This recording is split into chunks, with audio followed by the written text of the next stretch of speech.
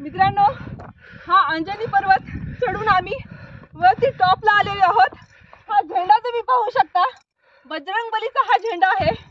मित्रांनो, येताना खूप असं वाटत होतं की आता नाही चढू शकणार मी, खूप थकवा येत होता। पण मनात ठरवलं होतं की मारुतींची हनुमानांची जन्मभूमी मला बघायची आहे आणि मनात ठरवलं आणि आम्ही तिघेही आलो, धीरज, शौनक आणि मी। आज आम्ही हा पूर्ण पर्वत चढलो, टॉपला आलो आहोत।